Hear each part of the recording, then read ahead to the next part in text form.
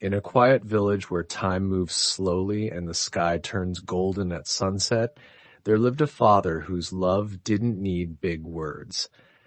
He didn't say, "I love you" every morning, and he didn't write long letters full of feelings. But every step he took to work before the sun rose, every drop of sweat on his back, and every silent meal he skipped so his child could have more, those were his ways of saying it. Love, for him, was not in what he said, but in what he did. While others rested, he kept working. While others complained, he kept giving. People around him didn't see a hero. They saw a tired man in worn-out clothes. But in the eyes of his child, he was the strongest, the kindest, and the most important person in the world. This is not a story about riches or fame. It's a story about a simple man, a hard-working father, who gave everything he had so that his child could walk a smoother path. And through this story, told in simple English, we will follow his quiet journey of love and sacrifice. We will feel the weight he carried and the dreams he placed gently on his child's shoulders. Whether you are a parent, a son, or a daughter, this story will remind you of something deep inside. Sometimes love is not loud. It's steady, patient, and full of silent strength. Let's take a breath, let's open our hearts, and let's begin. In a small wooden house with an old tin roof that sang softly every time the rain fell, there lived a father and his little boy. The village was quiet, surrounded by rice fields and dirt roads, far from the sound of the city. Life was not easy here. People worked hard from sunrise to sunset just to have enough to eat. And for this father, life became even harder the day his wife passed away. She left behind only one thing: a boy with big eyes, soft hands, and a smile that reminded him of her. The boy was just 3 years old, too young to understand where his mother went, too young to know what it meant to lose. But the father knew. He felt the silence in the house. He felt the cold space in the bed. He felt the weight of being everything at once: a father, a mother, a protector, a teacher. Every morning, while it was still dark and the stars were fading into the sky, he woke up quietly. He didn't want to disturb the boy, who still slept peacefully on a thin mat in the corner. The father boiled water, made a small pot of rice, packed leftover food into a small tin, and kissed the boy's forehead before stepping out. He walked 5 kilometers to the farm where he worked. Some days he carried bricks. Other days he picked vegetables for the market. The sun was hot. The pay was little, but he never once thought of quitting. Not because the work was easy, but because the boy was waiting at home. And that was enough. In the afternoon, he came home with tired legs and a sore back. But when he opened the door and saw his son running toward him, arms wide open, all the pain melted away. The boy would jump into his arms and say, "Papa, look, I drew a cow today," or "I can count to 10 now." And the father would smile. He didn't understand everything the boy said, but he listened with all his heart, because that's what the boy needed, and that's all he could give. He didn't know how to read very well, but every night he sat beside his son and opened a picture book they borrowed from the village center. He made up stories by looking at the drawings, giving each animal a funny voice or each tree a soft sound. The boy laughed and believed every word. Sometimes the father would trace the letters with his rough fingers and whisper, "One day you'll read better than me. One day you'll know every word." The boy grew quickly. He was curious, always asking questions.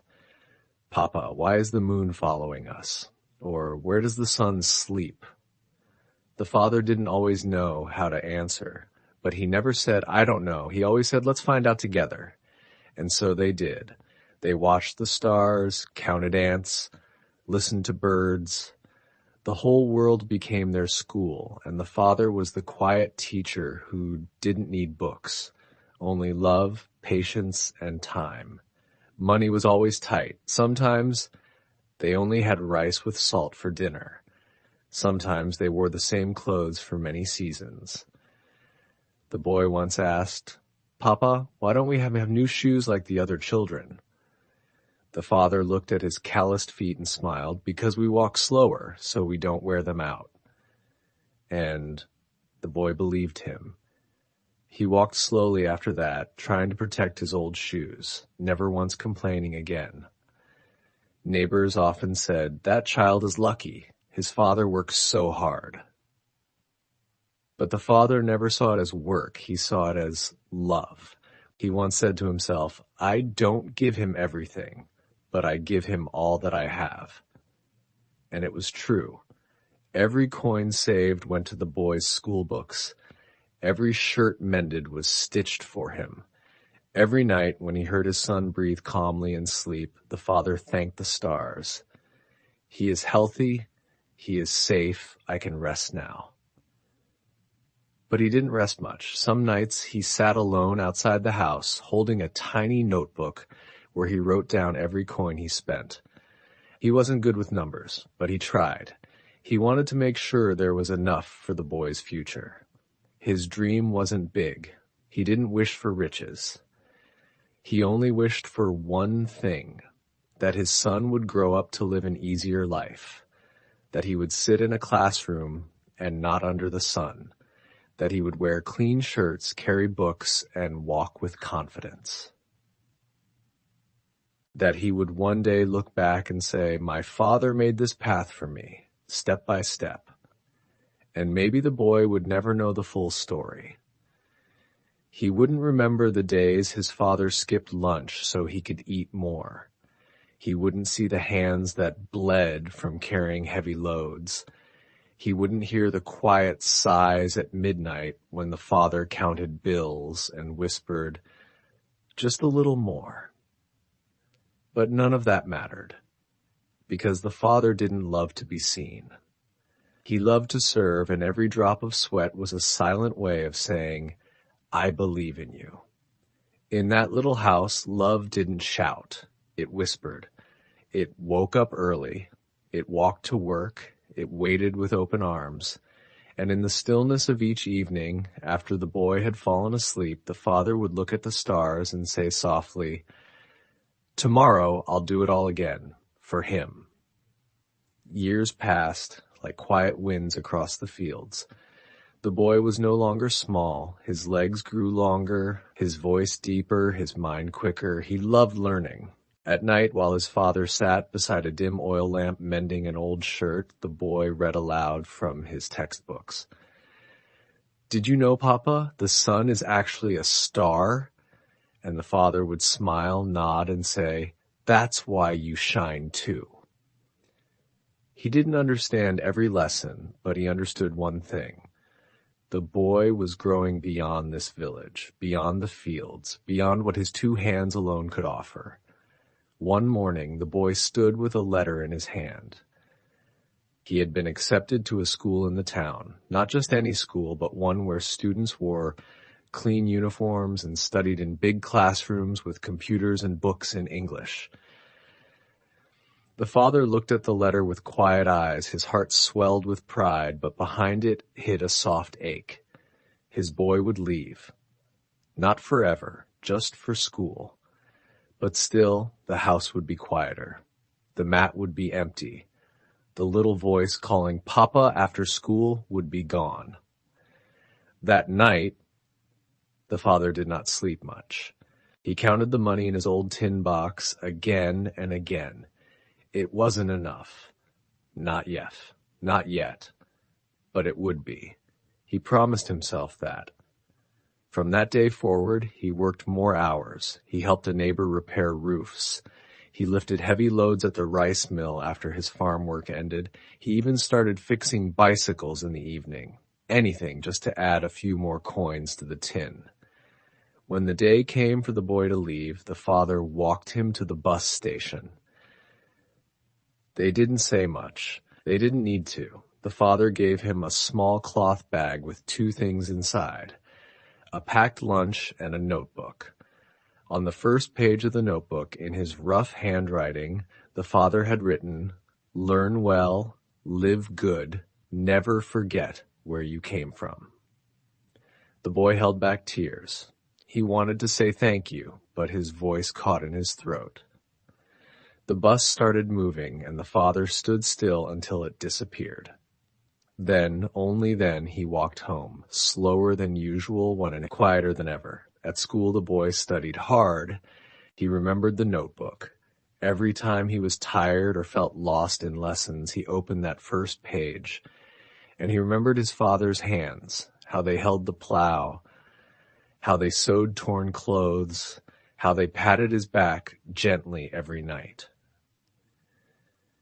So he worked. He didn't waste a single hour. He read under streetlights when the dorm electricity went out. He helped clean the classroom to earn free lunch. He wore the same pair of shoes for 2 years so his father wouldn't need to buy new ones. And the father back in the village kept his routine like a clock. Wake up before sunrise, pack rice, work, eat little, save much. In the evenings, he sat outside and looked at the stars again, thinking, I wonder if he ate today. I wonder if he's warm. Every month, he walked to the post office with money wrapped in an old envelope. It wasn't much, but it was enough for books and food. The postman once said, "You're a good father." But the man just shook his head and said, "No, I'm just doing what love looks like." They talked by phone sometimes, but only for a few minutes. "How are your classes?" the father would ask. "Fine, Papa. I'm studying hard." Then the boy would ask, "Are you okay?" The father always answered, "I'm strong." Even if he was sick, even if his back hurt, he never wanted his child to worry. The boy once cried after a call. He knew his father was lying. He knew those hands were tired. But the lie was love, too. A quiet love. Letters came in the mail from the boy, written in careful English and sometimes translated on the back in his own language. The father couldn't read them all, but he kept them in a tin box under his bed. On cold nights, he'd take them out, touch the paper, and whisper, "My boy is doing well." Some people in the village didn't understand. "Why send your child away?" they asked. "He should help on the farm." But the father only smiled. "He's planting something bigger," he'd say. "Something we've never had. A future." One winter, the boy got sick. He didn't tell his father. He didn't want him to worry. But when the father heard from a neighbor whose daughter also studied there, he packed his things and traveled to the town, 2 buses, 6 hours and 3 kilometers on foot. He arrived at the dorm and asked for his son. The boy was surprised, pale and weak. "Papa, why are you here?" he asked. The father didn't speak. He just took off his jacket, covered the boy, and sat beside the bed all night, feeding him water with a spoon, like when he was a baby. "You didn't need to come," the boy whispered. The father touched his forehead and replied, "I will always come, until the day I cannot." When the boy recovered, the father left before sunrise, walking quietly out of the dorm like a shadow. He didn't wait for thank yous. He didn't want attention. He just wanted to make sure his child would be okay again. And so the years continued like that. One man working in silence, one boy walking forward, separated by distance but tied by love, a love made not of words or gifts, but of effort, patience, and invisible sacrifice.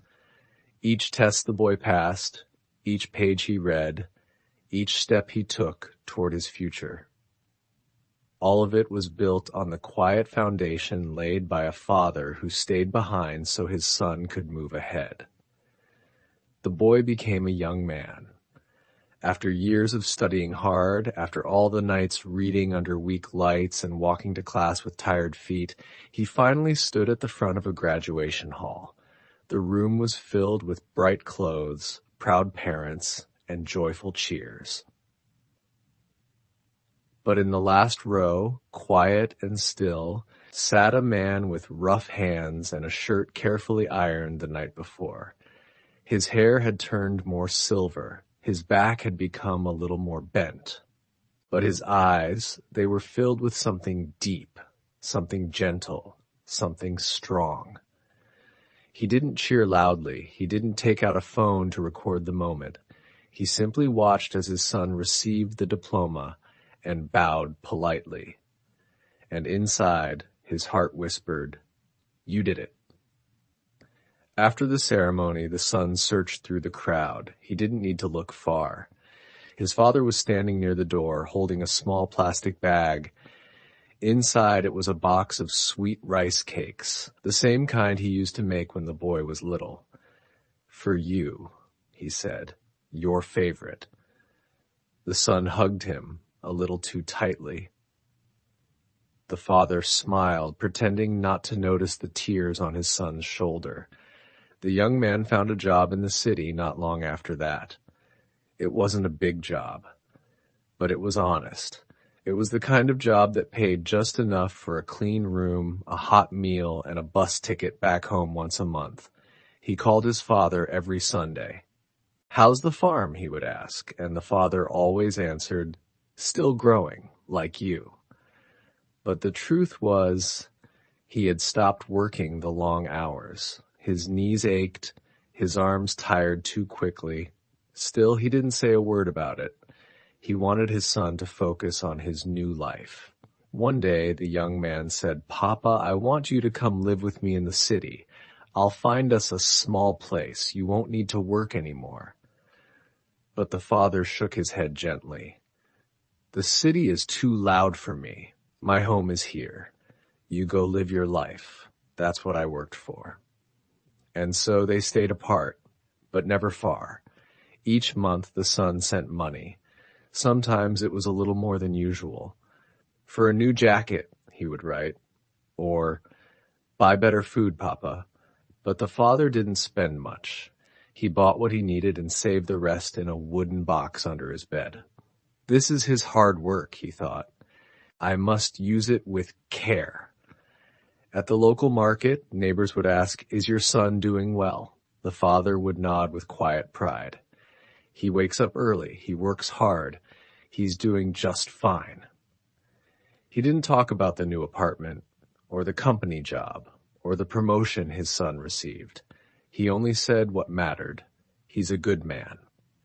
One weekend, the young man came home to visit. He brought gifts, new clothes, medicine, a radio. But what made his father smile most wasn't in any of the bags.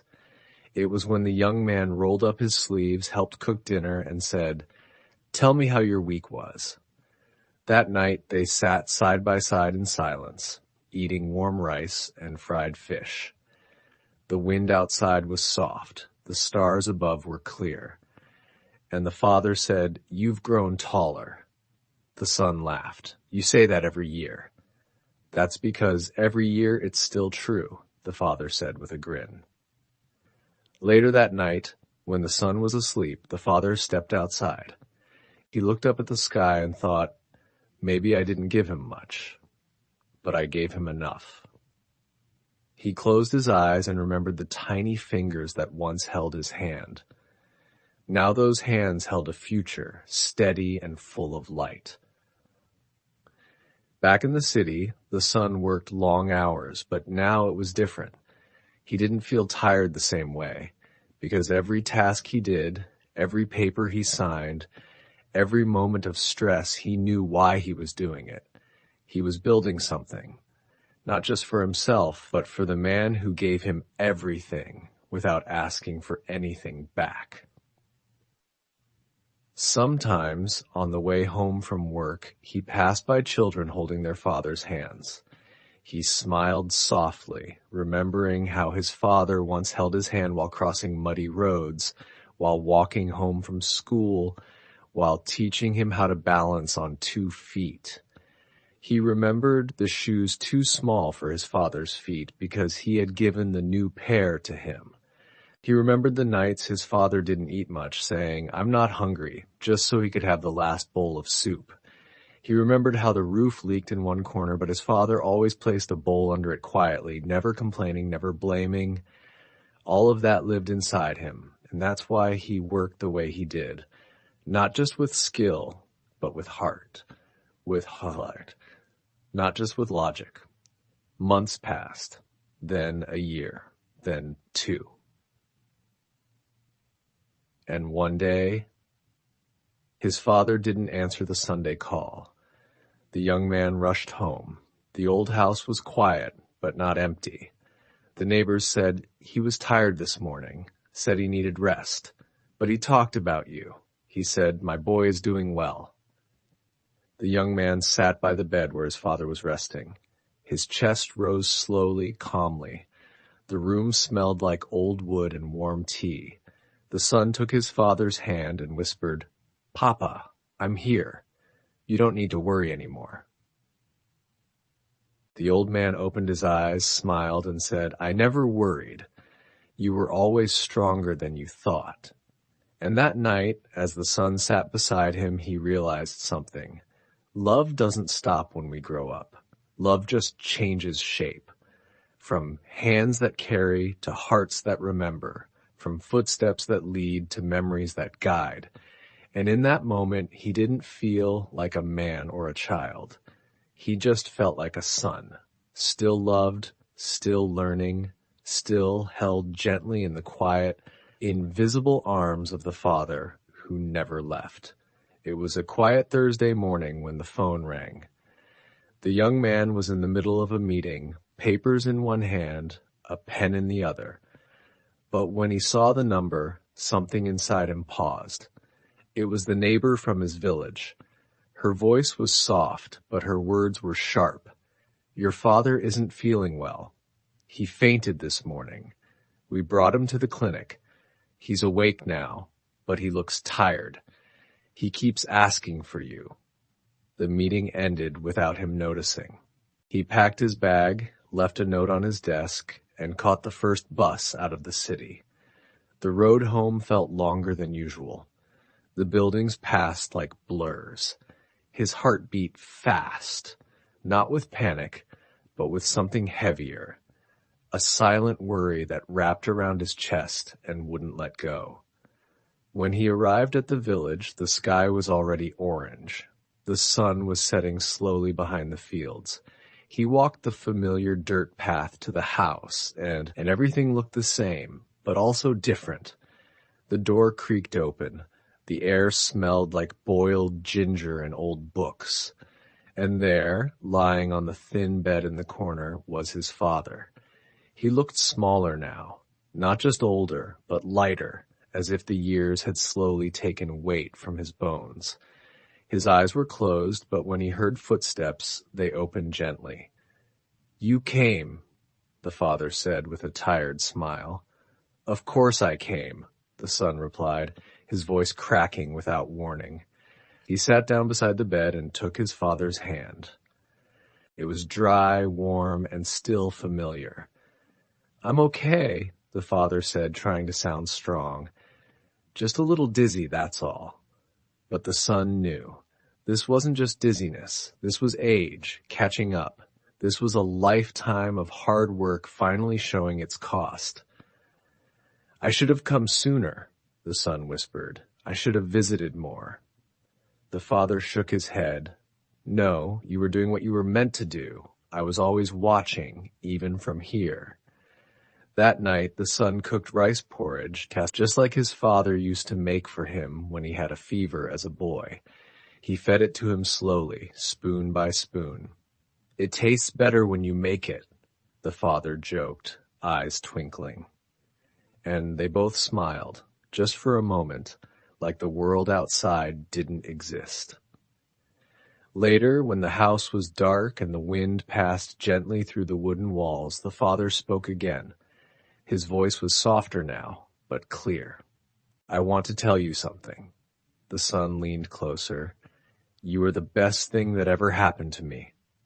The father said, you were never a burden, not for a second. I worked hard because I wanted to, because loving you was the easiest thing I ever did. The son didn't answer right away. His throat felt tight. Then, slowly, he reached out and did something he hadn't done in years, not since he was a child. He hugged his father. It wasn't a long hug. It wasn't perfect.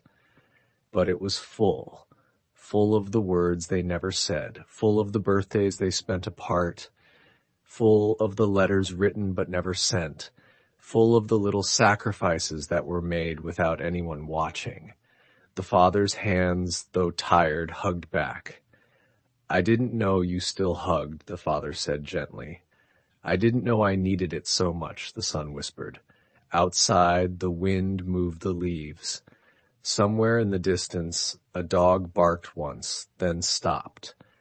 But inside the house, time slowed. And in that moment, the boy who had grown into a man returned to being someone's child. In the morning, the son walked to the clinic with his father for a follow-up check. They walked slowly, side by side, the younger one carrying a small bag, the older one carrying memories. At the clinic, the doctor smiled. You're getting stronger, he said. The father nodded. Must be the porridge, he joked. That week, the son stayed. He cleaned the house, repaired the leaky corner of the roof, made soup, washed clothes. He didn't check emails, didn't take calls. For once, he wasn't running forward. He was standing still, giving back. One afternoon, they sat outside on the steps, watching the sky change color. The father said, Remember the tree we planted when you were 10? The son looked at it, tall, strong, leaves dancing in the wind. I thought it wouldn't survive, he said. It looked too weak. But it did, said the father, because roots matter, and time, and care. The son smiled, like me. The father didn't reply. He just nodded, his eyes shining gently. A few days later, it was time for the son to return to the city. The father walked with him to the edge of the village. They stood there for a moment where the road turned to stone. Take care of yourself, Papa, the son said. And you, the father replied. Don't forget to rest sometimes. You work too hard. The son looked at him, a little surprised. I learned from the best. They didn't hug this time. But they didn't need to. They had already shared the hug that mattered, the one they had waited for, the one that healed the spaces between them. As the son walked away, he turned back once. The father was still there, waving, smaller in the distance, but still steady, still present, still watching. And in his heart, the son knew. No matter where life took him, no matter how far he traveled, there was one thing he could always count on, his father's love. It had never asked for anything, but it had given him everything. And so the story of a father who gave everything in silence, who walked in dust so his child could walk on stone, gently comes to an end. He never asked for praise. He never waited for thank you. He never wrote poems or gave speeches. But every early morning, every meal skipped, every coin saved, every step taken toward the future was his quiet way of saying, I love you. The child grew up, walked far, and reached places the father had only dreamed of. But in every success, in every good day, and even in every mistake, the father's presence was there, like the root of a tree, hidden but strong. This story is not rare. It lives inside many of us. Maybe your father never said much. Maybe he didn't hug often. But maybe, just maybe, he showed his love through the way he looked at you, the way he worked, the way he waited up late when you came home. And if you are that father, then thank you. Thank you for being the reason someone dares to dream. Now, dear listener, take a moment. Think of someone who quietly carried you when you didn't even know. Maybe it's time to say something. Maybe it's time to hug back. And if you're learning English, remember this. Language is not just grammar or vocabulary. It's the way we tell stories, express love, and connect across time and distance. So keep going. Keep practicing. One word at a time. You're building your future. Subscribe to Daily Drizzle English for more stories that touch your heart and teach your English. Because here, you don't just learn the language, you feel it.